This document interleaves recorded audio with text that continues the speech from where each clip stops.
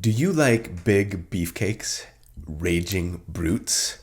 Are you a barbarian? Or do you want to play one in D&D? Do you want to know which barbarian is going to give you the most mechanical power in game? Or maybe you just really like tier ranking videos. Well, if any of those things are true, then you are going to love what I've got in store for you today. Welcome to D4.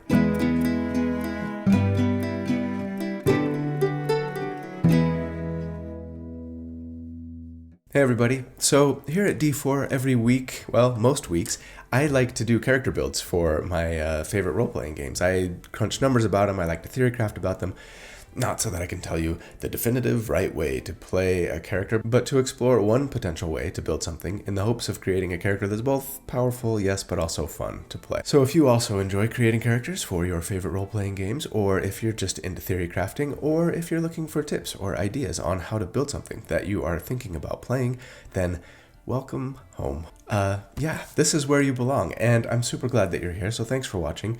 My name's Colby. Yes, this is a t-shirt that's available on my merch store. I'm actually super proud of the design. I love it. If you check in the video description, you'll find links. But, you know, they did, like, a lot of great little, like, D&D themed accoutrements, and I love what we've done with my logo here, with the D4 and a little chimney coming out, a little smoke, super homey. I like it because even if you're not necessarily wanting to like signal that you're a fan of D&D Deep Dive, it just gives a good like, hey, D&D is for everyone kind of vibe, right? Like everyone is welcome at my table. Anyways, pick one up yourself if you want, or, you know, one of the other t-shirts that I've got available. Right, so a few weeks ago, I put out my first ever tier ranking video, right up there if you missed it, and it performed even better than I'd anticipated. Looks like a lot of you enjoyed the content, and most of the comments offering feedback were like, do more please, you know, rank the subclasses, etc. So considering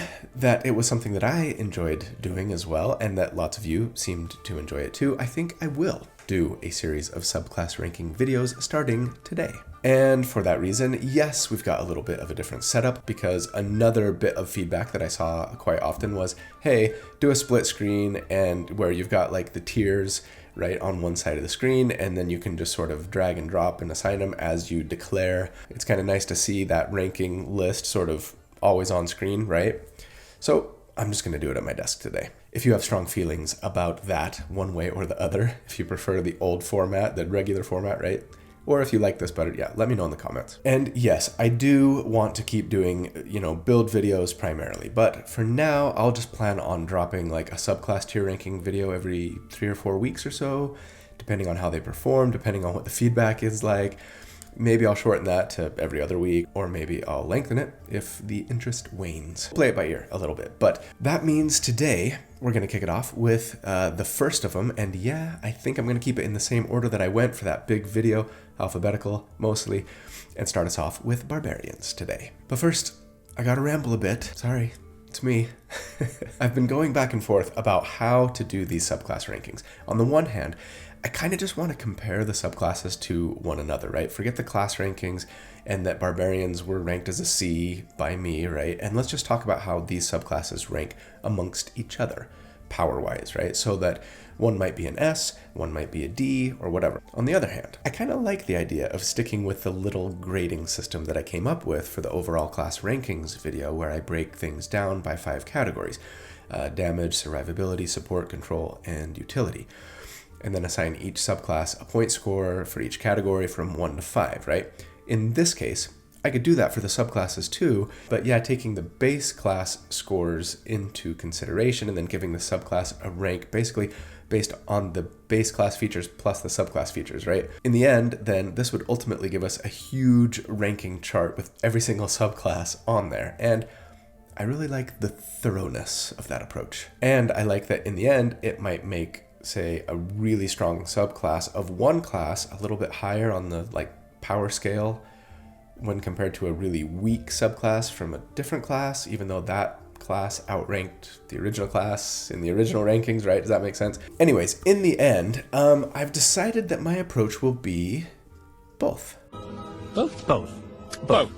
Both is good. I like being able to call one subclass like an S tier subclass for this particular class, and one is the D tier option, right, for dramatic purposes, if nothing else. But then kind of putting them into the larger conversation as well compared to all other subclass options for all the classes in the game. The one downside of making a huge mega comparison, though, is that it is going to lead to inflation, right? Every subclass is going to be at least a little bit higher than the base ranking that I gave the class, and so we might end up with like no D tier subclasses and tons of S tier ones, right? So I'm just going to say that I reserve the right to adjust my scoring system and what I consider to be D, C, A, S, etc. as we go, to try and make the spread a little even between all the tiers, right? Most of you probably aren't as anal about this kind of thing as I am. And again, you're watching my channel.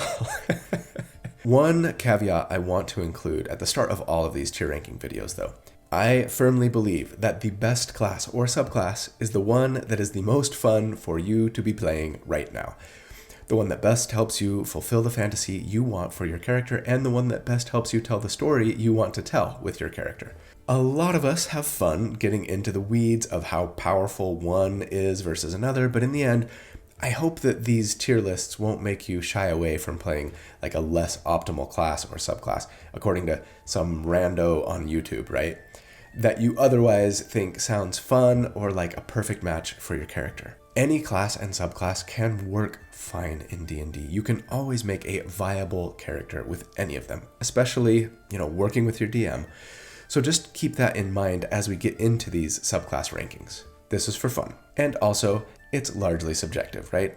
My opinions. And I welcome your disagreements and your criticisms. Finally, as for the scope of these ranking videos, I want to mention that even though I only took the 5.5 Player's Handbook into consideration when I ranked the classes, since I know that the vast majority of you can use both the 5.5 and like the 2014 rules at your table, if a thing didn't get updated for 5.5, right, then yes, I'm going to include both the new and updated subclasses from 5.5, including, newer officially released stuff from books like Heroes of Faerun, if applicable, and older non-updated subclasses like, say, the Ancestral Guardian and the Giant Barbarian. Considering how often I myself dip into those older subclasses especially, it would feel pretty incomplete if I just ignored them for this series, wouldn't it? I do reserve the right, however, to ignore some of the subclasses from Cleric and Wizard. There's just a ton of subclass bloat there from older books. We'll see. And sorry, no, I'm not going to include third-party stuff here, even if it's on D&D Beyond. That would just take forever. There's way too much third-party stuff out there. I love it, but yeah, I'll just keep to the official stuff only for now. Just get to the rankings, dude! Okay, fine, I will. Let's dive in to D&D episode number 253, the Barbarian subclass tier list. How about the Barbarian breakdown? Rank your rage. You won't like them when they're angry. The hierarchy of ire. Ranking the reckless. That was a good one. I almost picked that one. It's funny, when I let everyone in Discord know what I was doing, I wasn't planning on naming this anything other than ranking the Barbarian subclasses or whatever, but y'all came up with so many good alternatives that I had to scrap my plan. So today, we're calling this one Tiers of Rage, ranking the Barbarian subclasses. Get it? Tiers. Thanks. Fearless Elbow, you're on a roll. And yeah, I think I'll leave the number off of these from now on. I kind of like preserving those for actual build numbers, so I can say build number 255 or whatever. Huge thanks to my good friend Randall Hampton for the fantastic artwork that he put together for the episode today. He does this just about every week. He's so talented. If you'd be interested in checking out the other stuff that he does, or potentially even reaching out to try and commission him to create some art for your character or even your entire party, I will put links in the video description, as always, on how to do so. But first, I know that most of you really love third-party D&D content, and so you are going to be super excited to hear about the sponsor for today's video, Kibble's Tasties, now in Kickstarter upcoming book, Kibble's Compendium of Airships and Artifacts. A lot of you are probably familiar with Kibble's previous work, their Craft and Creation and Legend and Legacy books, both very successful Kickstarters themselves. Well, this new compendium has already smashed its Kickstarter funding goal by over 6 times at the time of this recording, and probably a lot more by the time you're watching this. So yes, the project is greenlit, it is going to be published, and the only question now is, Are you going to back it before it's too late? You don't want to miss out on all the Kickstarter goodies, right? And there are only a couple of days left in the Kickstarter at the time of this video release. What is inside the book, you may ask? Short answer, tons. I mean, the stuff that always catches my eye first, of course, are the player options, right? We've got 2 new classes here. The Paragon, which is described as an active martial character that specializes in unleashing unique powers every turn. Sounds right up my alley. I'm guessing kind of like a more powerful Battlemaster type class, perhaps? But then there's the Summoner, a class wholly dedicated to summoning and controlling either a single really powerful pet or summoning hordes of like dispensable explosive minions so you can try to like zerg down your enemies. Do people still use zerg as a verb? Am I showing my age? Anyways, there are dozens of new spells and feats in this book, but above all, for me, there are over 30 new subclasses, including stuff from existing official classes like the large-sized weapon-wielding Giant Slayer Fighter. There's a fantasy that doesn't have much of a home in official content, right? You've got the Way of the Demon Monk for my favorite class. Sounds sinister and delicious. But there are also new subclasses for Kibble's previous original classes. So much content. But beyond the player options, of course, you've got the airships and artifacts stuff. A brand new game system here for airships. Building and upgrading them, but also fighting and adventuring with them. Take to the skies and explore and engage in ship-to-ship combat in your D&D game. Fantastic. And then there's also a brand new game system for artifacts, which are unique items here that you can customize and improve as you level. So what might start out as a humble trinket can eventually become a mighty magic item. And I gotta say, I really love this in my fantasy games. I want my magical sword or ring or wand to grow with me and not just like discard the +1 weapon when a +2 weapon comes along, you know? We've been through a lot together. It's got sentimental value now. Anyways, there is so much to love in this book, so do yourself a favor and go back the Kickstarter now. Hit pause. I'm not going anywhere. When you do, I would appreciate it if you would use the link that I put in the video description and the pinned comment as always so they know I sent you. Go help them hit their next stretch goal, and remember, we've only got a couple days left, so don't delay. Huge thanks to Kibbles Tasty this week and in the past. I really appreciate the support, and I know this book is going to be your best one yet. All right, let's get back to the rankings. Okay, first up, let's remind ourselves of like the scores that I gave to the Barbarian base class so we can know our starting point, right, when we start talking about what the subclasses might potentially bring in each of the 5 categories. So for damage, I gave Barbarians a 3.5. For survivability, I gave them a 4. For support, they got a 3. And then for control, it was 2 points, and utility was 2 points. Okay? All right. Starting us off in alphabetical order, we've got that tank expert, the Ancestral Guardian. I miss this subclass. I need to do another Ancestral Guardian build, don't I? On the damage front, Ancestral Guardians don't really get much. Just a tiny potential bump from their level 14 feature, Vengeful Ancestors, which lets us return some damage to an attacker if we absorbed some damage using our level 6 Spirit Shield feature. I mean, that's a solid feature, and you know, it can do as much as 4d6 damage with our reaction. That's not too bad, but it comes online so late that I don't think I can let it bump our base damage that the Barbarian originally got, right, 3.5, too high. So let's just call it a 3.6 instead. As for survivability, there's actually not much for Ancestral Guardians on the survivability front at all, so that's just going to stay at a 4 as per the base class score. But support is where Ancestral Guardians shine best, I think, compared to other Barbarian subclasses. Remember, support in our case is just like healing, buffing, and like protecting, right? So Ancestral Guardians get that sweet, like soft taunt feature, right, at level 3, Ancestral Protectors, that causes an enemy you hit to have disadvantage on attacks against anyone but you. And better yet, if they do still hit someone else, that ally of yours has resistance to the damage. I wish this worked on like every enemy that we hit instead of just the first one, like the Guardian Armorer, right? But this is still a really good feature for tanking. Sorry, I have a cold, in case you can't tell. And so sometimes some of my words sound a little funny.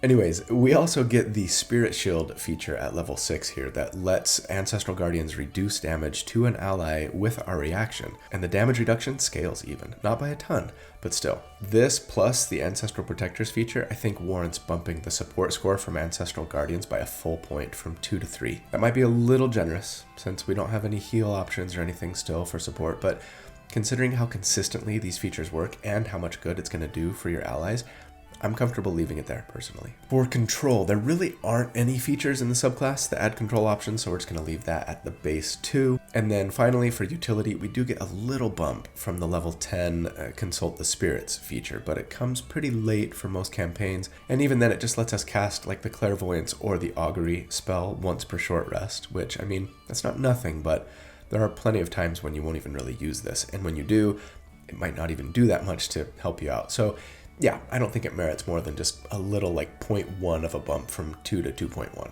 Total it all up then, and we end up with a 14.7. And for me, I mean, Ancestral Guardians are easily S tier for Barbarian subclasses, no question. They are one of the best tanks in the game, if the object of the tank is to get the enemy to attack me instead of my friends, right? Especially when coupled with Reckless Attack, which is already encouraging the enemy to attack you, right?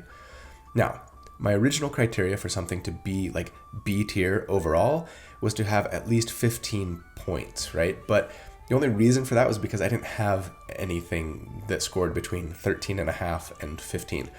So I'm going to change that, I think, and say like 14.5 and up is B tier. And I might change that again as I get more into this. Who knows? But this then would make Ancestral Guardians a B compared to all other base classes and subclasses.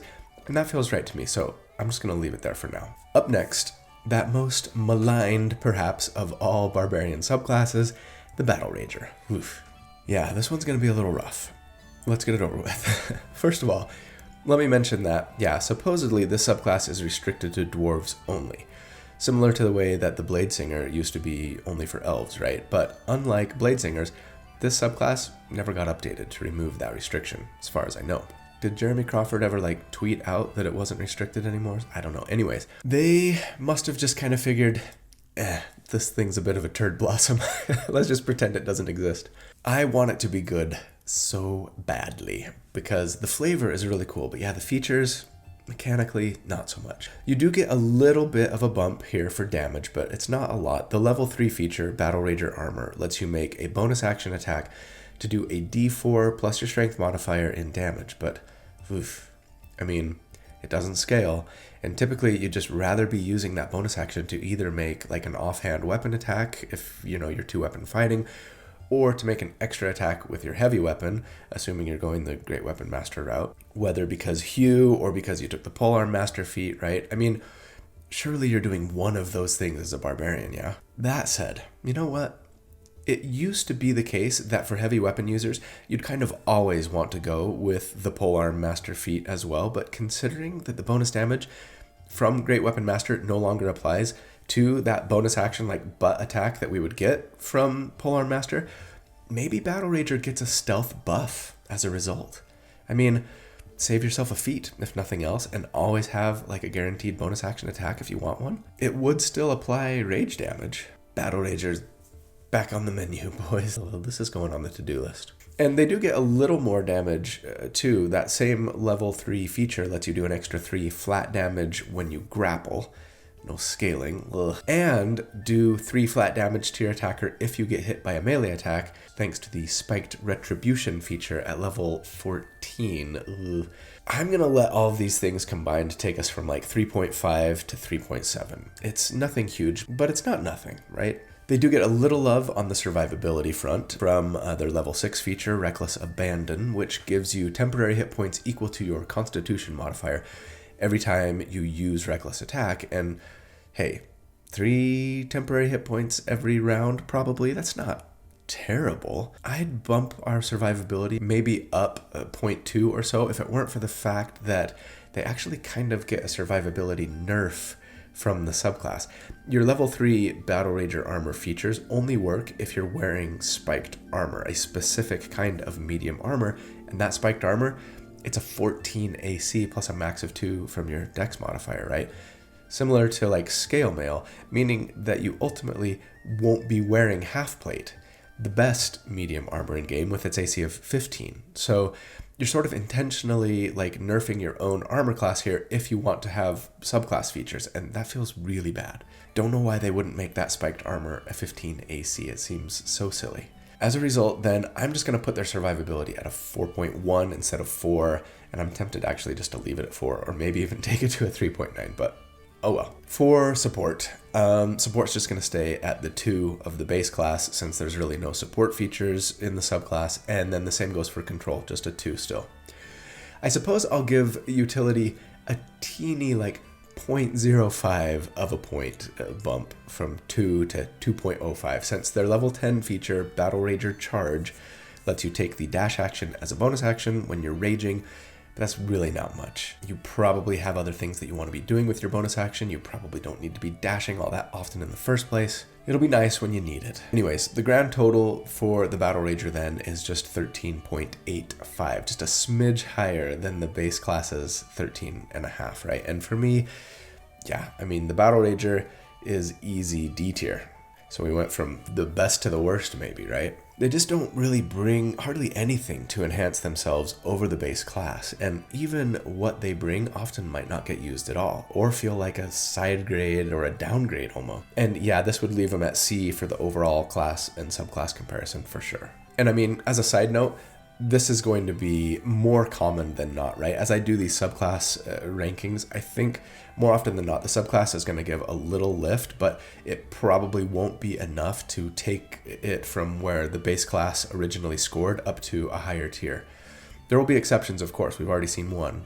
But yeah, I think, most of a character's power is going to come from their class rather than their subclass. Subclass is going to give some little lifts, some little bumps here and there. In a few exceptional cases, a big bump to, damage or survivability or control or whatever.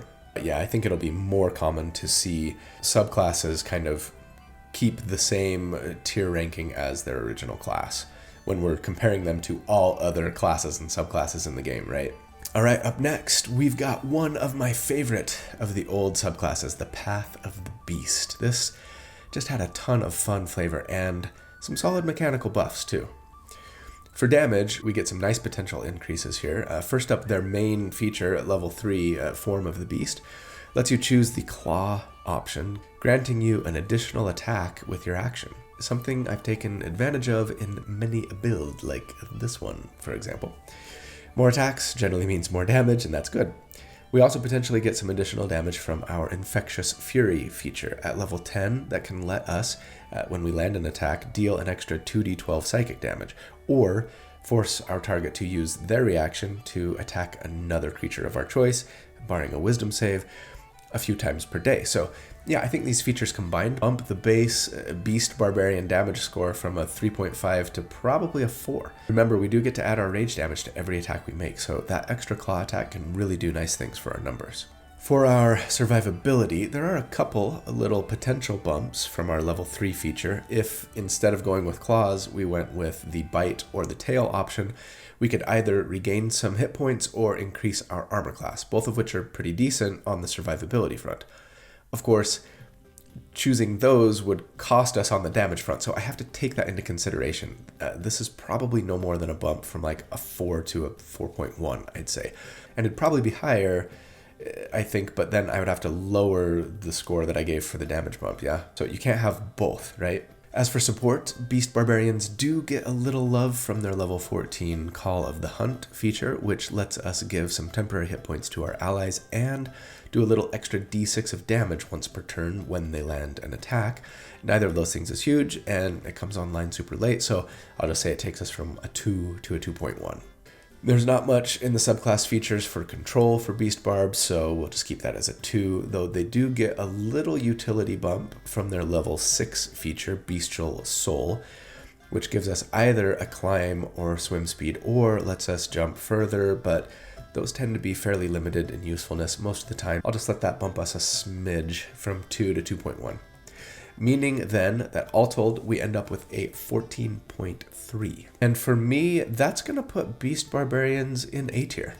They're maybe not the best of the best, but definitely one of the stronger Barbarian options, I think. It's not going to be enough to move them from like C to B in the overall comparison, I don't think. For now, we'll see. But it's close. I think if those Form of the Beast options scaled even just a little bit as you leveled up, it would put them over the edge. As is, you're pretty reliant on your DM to get you like magic items or to homebrew rules to let the damage and the hit chance increase with that claw, right, when everyone else is starting to get magic weapons. And if your DM's being stingy, it's going to feel really bad. All right, this brings us to that most quintessential of all Barbarian subclasses, the Berserker. For damage, Berserkers are generally going to be the hardest hitting of all the Barbarian subclasses in the 5.5 Player's Handbook.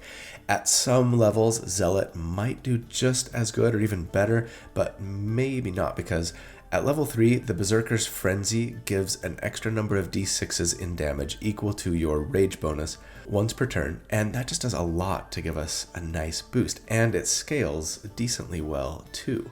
But then also, their level 10 feature, Retaliation, that procs a reaction attack when you take damage from an enemy within 5 feet. And that's going to get you a lot more reaction attacks, right?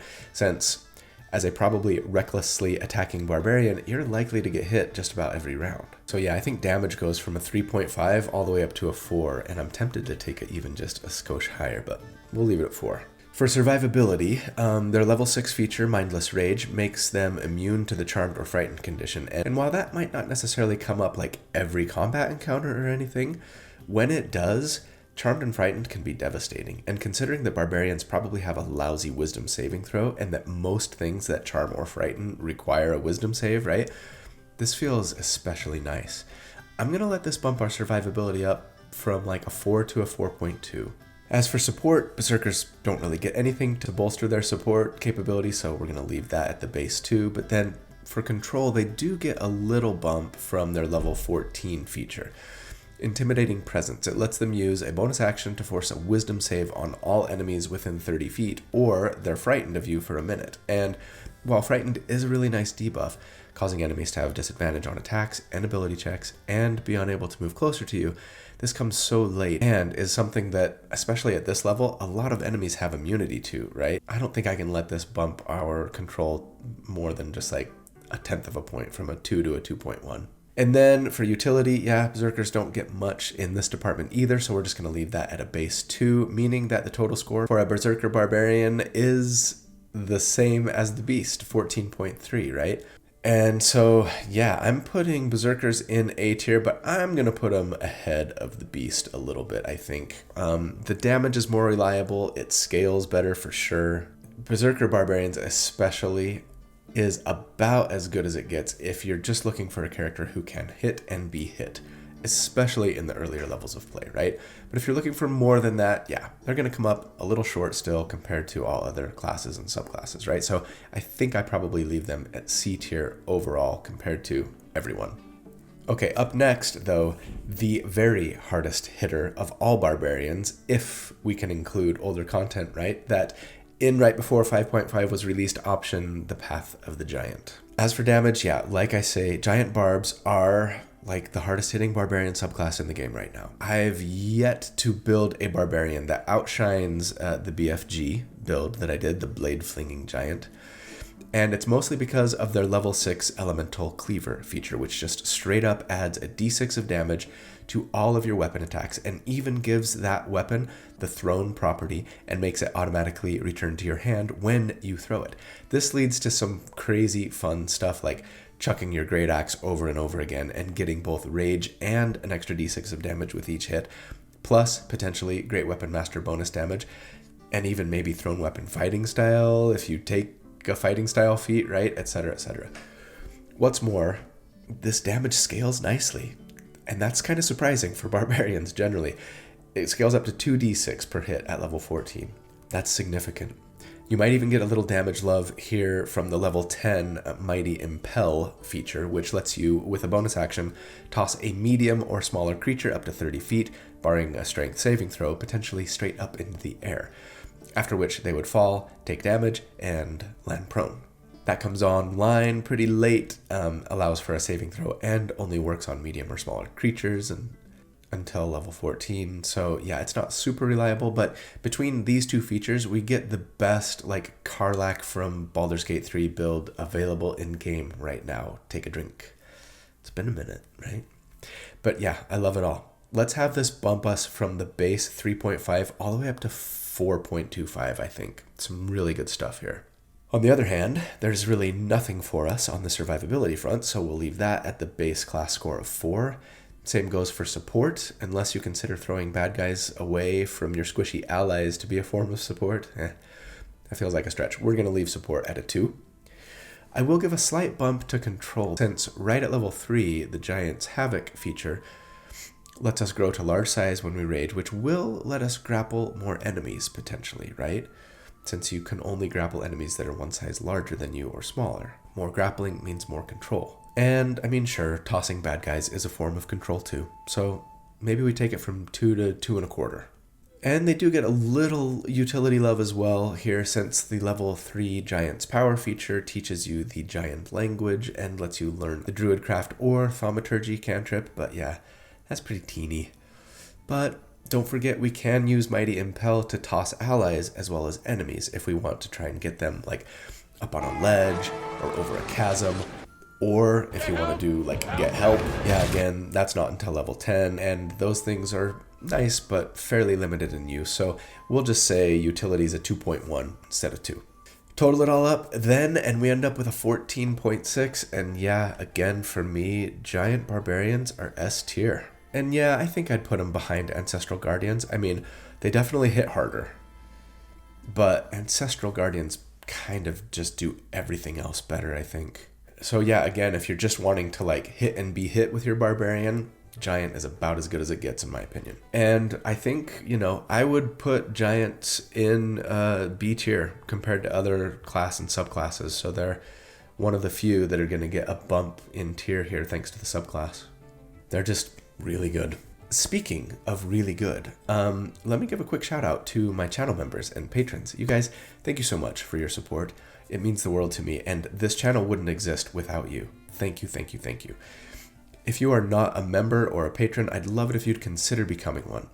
There's a button down there that says join, or you can look in the video description to see a link to my Patreon, where you can learn about all of the perks that are available for members and patrons, including access to the library of write-ups that I do for all of my like D&D character builds, right? To help you recreate the build yourself a little more easily. Access to the community Discord server, and access to the live monthly Q&A hangout sessions that we have. I give all of my perks to all of my members and patrons, regardless of what level they sign up at, as long as it's silver or higher. It's just a couple bucks a month. I just ask that you pay what you feel it's worth and what you think you can afford. But if you don't feel like you can or want to support the channel in this way, that's fine. I'm glad that you're here, watching, liking, subscribing. These are also great ways to support, so thanks. Okay, time for that other most oft maligned Barbarian subclass, the Storm Herald. I, again, really love the concept of this class. It's kind of a shamanistic barbarian, right? But the execution definitely left a lot to be desired from a mechanical perspective, I think. For damage, they do get a teeny bit here. Their level 3 Storm Aura and level 14 Raging Storm options can potentially do a little bit of damage, but the biggest drawback here is that for the level 3 feature at least, you need to use your bonus action to trigger that damage, and the damage is pretty paltry, to the point where if you have any kind of weaponized bonus action from 2-weapon fighting or Polearm Master or whatever, you'd generally be better off just not even using this level 3 feature. And the level 14 option to return damage when you're hit comes so late that it can't be worth too much of a bump. I'll say it just takes us from a 3.5 to a 3.6, and even that might be generous. For survivability, I mean, at level 3 for our Storm Aura is to get all of 2 temporary hit points. The scale a little bit. And at level 6, the Storm Soul feature will grant you fire, cold, or lightning damage resistance. And, these things aren't nothing, but again, they're just not a ton. I'll do another little 0.1 of a bump from 4 to 4.1 here. For support, the only things here are really the level 3 Tundra option, right? which can give those temporary hit points to nearby allies as well, and the level 10 feature Shielding Storm, which grants that damage resistance from the level 6 Storm Soul to nearby allies too. Again, not a lot. Give it another 0.1 from 2 to 2.1. And then for control, there's maybe even less than any other aspect. At level 14, 2 of the options, Sea and Tundra, let you potentially knock an enemy prone or reduce their speed to 0. Both of those are decent, sure, but maybe especially these days with weapon masteries, they're less valuable than they used to be even. And again, we don't get them until level 14, so I'm just going to do like a 0.05 bump here to take it from 2 to 2.05. And finally, for utility, we do get a few little things. The level 6 Storm Soul gives you some little like prestidigitation-ish effects based on your choice, right? You can light something on fire or turn water into ice. Worst Wonder Twin power ever. Or sure, breathe underwater and gain a swim speed, but yeah, that's it. Again, 0.05, I think, taking it from 2 to 2.05 for utility.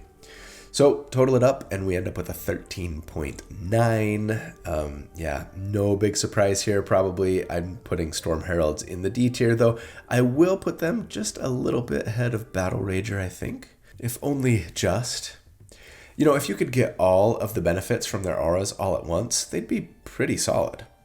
Having to choose between several options, none of which on their own are particularly potent or consistently useful, yeah, it just leaves them pretty lackluster. Moving on, we've got the subclass formerly known as the Path of the Totem, the Wildheart Barbarian.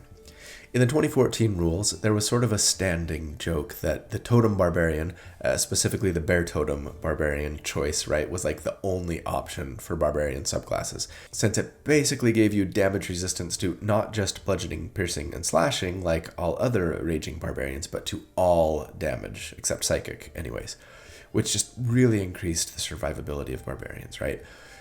But is this still the case in 5.5? Well, let's take a look at some totally objective, not subjective in any way, numbers. For damage, Wildheart Barbarians don't really get anything to increase their damage. They kind of get bumps in every other category though, so we're just going to leave that at 3.5. Survivability, yeah, is perhaps the biggest benefit that you're going to see from Wildheart, since at level 3, their Rage of the Wilds feature lets you, yes, pick the bear option and give you resistance to everything except psychic damage. Oh, and yes, also Force, Necrotic, and Radiant now, and that nerf, right, hurts a little bit. Most of these damage types we're still not going to see a ton of, but Necrotic is kind of common-ish among enemies, so yeah, it's a bit of a bummer. One thing that's a little tricky with scoring this subclass, though, and we've kind of seen this in some other subclasses, right? We get to choose an animal aspect to buff ourselves with all of our features, but we have to choose, right? Meaning that while the wolf option at this level here, level 3, would certainly bump our support capabilities, it would then negate that bump to our survivability. So I feel like I have to kind of temper the bump that I give for any of these features. It wouldn't really be fair to give us a big bump for survivability and support for this feature, right? Since I can only have one or the other.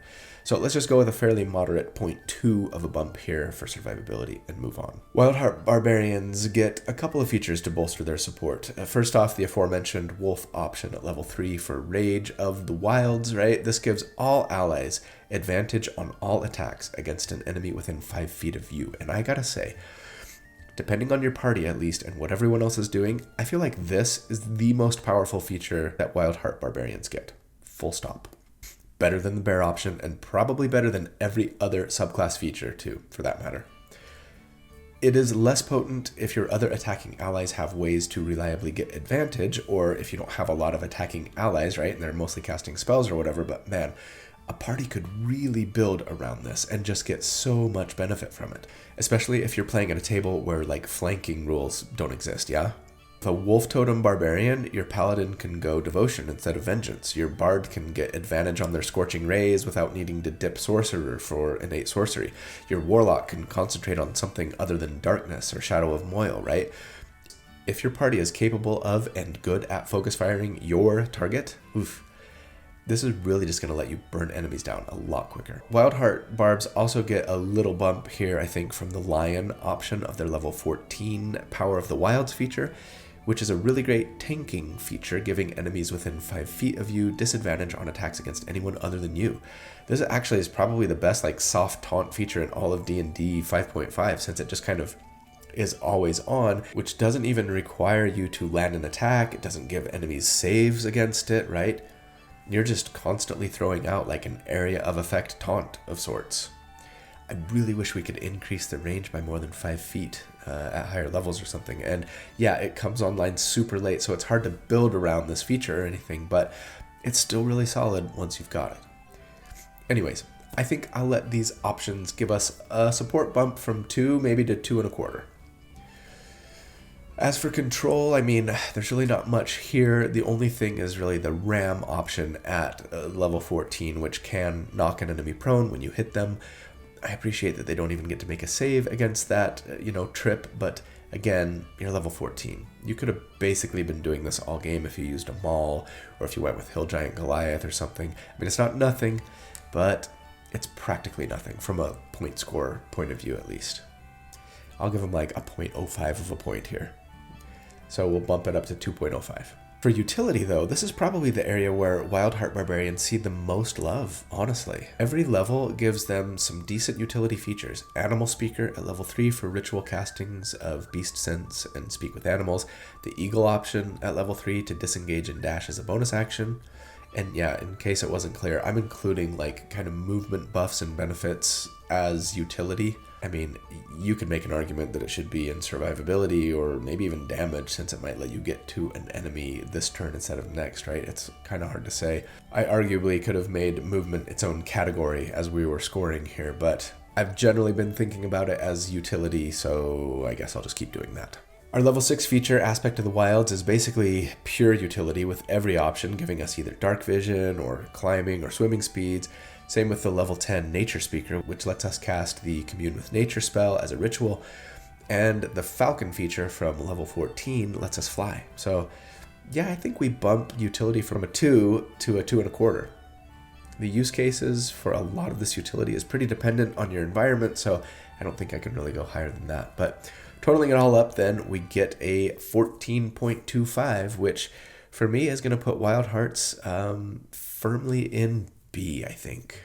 They're solid. They bring some nice benefits. If you're building around Wolf Totem, I think I would probably consider them A tier, honestly. But since we're considering this all in a vacuum and I can't dictate what your teammates are going to be doing, right, I'll probably leave them at B. Middle of the pack. Really good, not amazing. All right, up next is that subclass that I most want to do a build around, but still haven't ever done one, somewhat surprisingly, but maybe not if you know me. Yes, I'm talking about the Wild Magic Barbarian, another one of those, I wish this were a little bit better subclasses, and this one is going to be really tricky to assign numbers to, since so much of what it can do is, well, random and unpredictable, as it should be, right? The level 3 feature, the main thing going here for the subclass, is Wild Surge, which says that when you rage, you roll on this pretty small wild magic table, and then something random happens as a result. Now, I will say that unlike wild magic sorcerers, this table is pretty much always something good.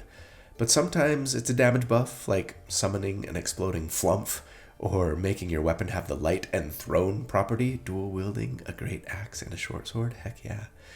Sometimes it's a defensive buff, like a bump to your AC or giving you temporary hit points. Sometimes it's control, like having flowers and vines sprout around you, making the area nearby difficult terrain. So yeah, I'm gonna have to temper most of the lifts we might get for each category as a result of the fact that you often might get something else, yeah? To be fair, the likelihood that you get the thing that you want increases with your level 10 feature, which lets us re-roll on the table every time we take damage or fail a save, using that new roll as our new Wild Magic Surge feature going forward, right? Hopefully then letting us get something that we really want. And the level 14 feature, which just lets us roll twice every time we roll on the table and then choose which one we want. So yeah, it's complicated. Let's see what we've got. For damage, there are a few potential nice things here, like I've mentioned, and there are more damage increase options on the table than anything. So let's bump them, I think, from a 3.5 to a 3.65. If it were a little more reliable, I think I'd bump it a teeny bit more, but That feels about right to me. For survivability, not a lot here, just a couple of defensive options on the table, so I'm going to call it a 4.1 instead of a 4. For support, though, there's actually a fair bit. Not only can some of the wild magic options benefit allies, like the aforementioned armor class bump, which helps us and our friends, but the level 6 feature, bolstering magic, is just straight up like use your action, proficiency bonus times per day, to either increase the hit chance of an ally by a D3 for 10 minutes. I hope you've got one of those. Make sure you grab a D3 before you start the campaign, right?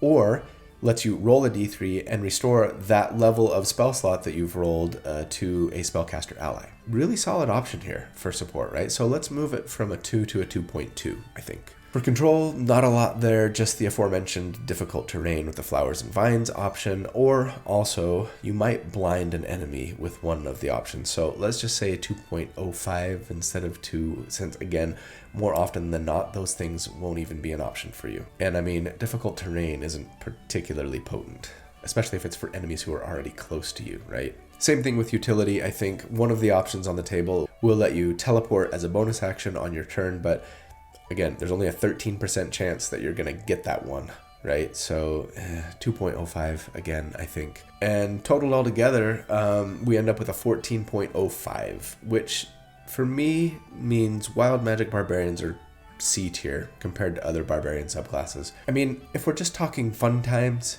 hijinks and surprises, S tier for sure. But mechanically, without being able to just rely on most of the subclass features, they're just kind of middle of the road for me. Maybe slightly worse than middle of the road, I guess. But I probably need to play one in a longer campaign, huh? And then I bet my thoughts and feelings would change a little bit. Moving on, though, to my favorite subclass in the 5.5 Player's Handbook for Barbarians, the World Tree. This subclass is so much fun. I've only played it once in a one-shot, based on this build right up here, actually. But yeah, it was a blast to play. So where do they rank? Well, they don't really get anything from the subclass for damage. That's not its strength, so they're just going to stay at the base at 3.5 for damage. But for survivability, yeah, they get some love with their level 3 Vitality of the Tree feature that grants them some temporary hit points equal to their barbarian level when they rage. And remember, since you probably have resistance to most of the damage you're taking as a barbarian, those temporary hit points are worth almost double for us what they'd be to somebody else, right? Pretty nice. I think that's worth a small bump. Let's take them from a 4 to a 4.25. For support, they get a lot of love. That Vitality of the Tree feature also grants temporary hit points equal to a number of d6s equal to your rage bonus, so 2d6 at first, right, to an ally within 10 feet. But you can give those temporary hit points to your friend every single turn. Very nice. Let's go from a 2 to a 2.5 here, I think. With control, again, some fantastic stuff. The level 6 Branches of the Tree feature lets you use your reaction to just yoink an enemy that's within 30 feet of you, to just then be right beside you and have their speed reduced to 0 for the round. They get to make a strength save, but still, every single turn you can do this. No limit to how often you can use it so long as you're raging, right?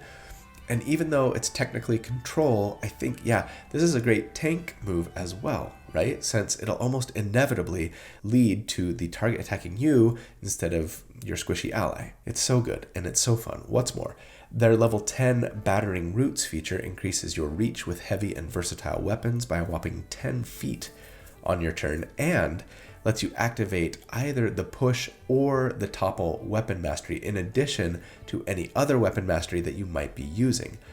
I love the idea of like cleaving 2 targets with your halberd and knocking them both prone from like 20 feet away. It's so fun. So I think we bumped the standard 2 for control all the way up to 2.75 here. Finally, for utility, we do get a little from the level 14 feature, Travel Along the Tree, which lets us teleport up to a whopping 60 feet as a bonus action while we're raging, and once per rage only, says we can increase that to 150 feet and bring up to 6 willing creatures with us. This could kind of be considered a support move, I suppose, if you need to use this in battle to get allies to safety, but I'm going to lump it with utility as that's kind of where I've been putting movement benefits generally.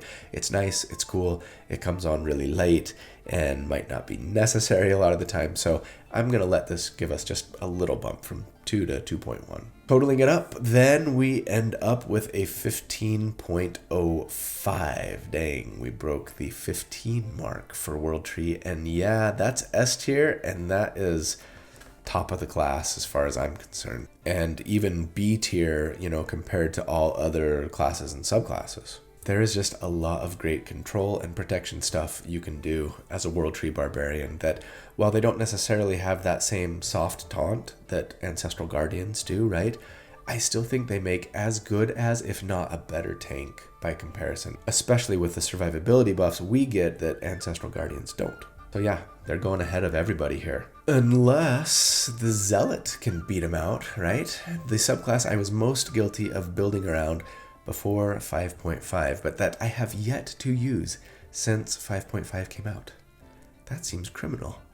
I freaking love the Zealot Barbarian. I'm going to rectify that soon. For damage, they do get a nice damage bump from their level 3 Divine Fury feature. It causes us to do an extra d6 plus half of our Barbarian level rounded down in damage on our first hit, which is almost the same as what the Berserker gets, right?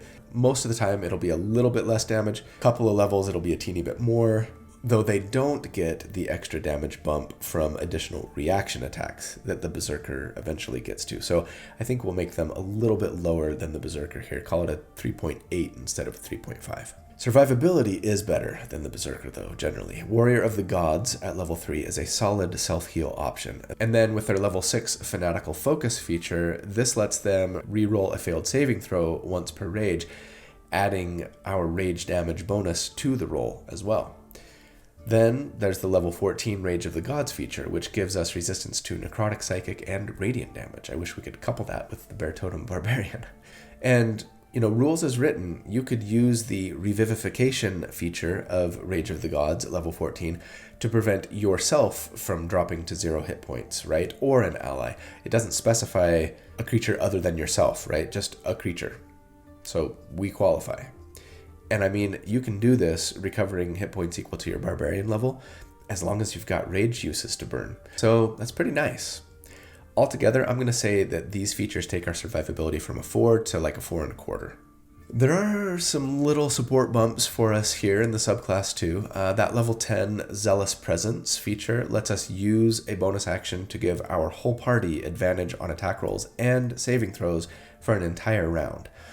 It's too bad we can only use it once per day unless we spend a use of our rage, but it is a solid buff that could potentially turn the tide of a fight.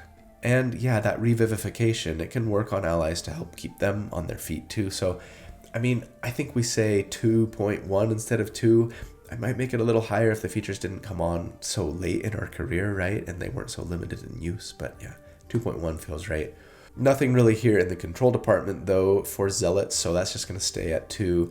And then there's not much for utility until we get to level 14, as Rage of the Gods also gives us a fly speed with hover. And that's really nice for sure, but it's the only utility thing we get, and again, it comes on really late, level 14. So I'm just going to say 2.1 again. Total it all up then, we end up with a 14.3, meaning A tier. They're tied with Berserker and Beast Barbs, but I'm going to put them between the two. Again, if the Beast Barbarians, like Claws especially, scaled innately, they might edge out Zealots for me. But the Zealot is just a little more well-rounded, right? They get some bumps kind of everywhere outside of control. And since the Berserker's damage is a little bit better, and like in the case of a tiebreaker, I tend to think more of like combat, right? Yeah, I think I give the Berserker a slight edge, but it's only just, and I could probably be persuaded to switch those. You know, if you want a little more support and survivability, Zealot wins. If you want a little more damage, Berserker wins. So yeah, maybe no surprise that I'd give a slight edge to the harder hitter, I suppose. But anyways, that is the final tier ranking for the Barbarian subclasses. And if we move like all of these into the master, class tier list for comparison, we end up with this. With those 3 S tier subclasses, Giants, Ancestral Guardians, and World Tree Barbs all getting enough of a bump, I think, to move them up into the B range, and everyone else staying at C. I'm tempted to move Battle Ragers down to D. But I mean, you know, if the base class is a C, well, the only way to go for a subclass is up, right? And yeah, I have a feeling that when we get done with this whole exercise, we're going to see a fair amount of this kind of thing, with most of the subclasses staying at the same level as the base class and a few bumping up to the tier above. But who knows? I could be wrong. And it would be silly if after we finished the subclasses, there was nobody in D tier anymore. So yeah, I'm probably going to be tweaking and adjusting and modifying this as we go, right? This is a living, adjustable tier list here. I'm excited to see what the final product looks like. This is fun. So yeah, that's it for the video today. I hope you enjoyed it. Again, please let me know in the comments if you like this kind of thing and you want me to keep going with this series or not, or if you want me to speed it up or slow it down.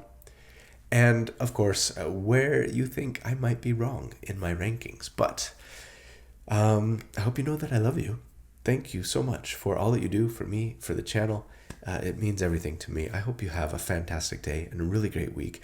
And if you don't, please don't give up. Hang in there, okay? You can do this. I hope that you will be kind and do good, and that I see you again very soon. But until then, take care. Bye.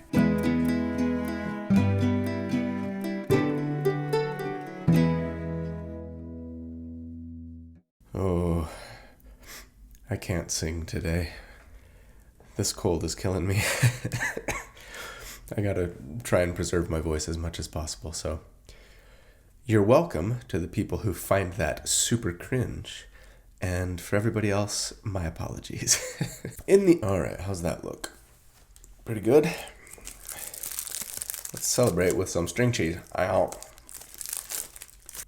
Also grants, a 2 for survivability. I gave him a 4 for survivability. For survival, they got no. Wow. Brain, no work, too good on cold. Damage was a 3.5, starting from there. For this, and it would be silly, but it would be.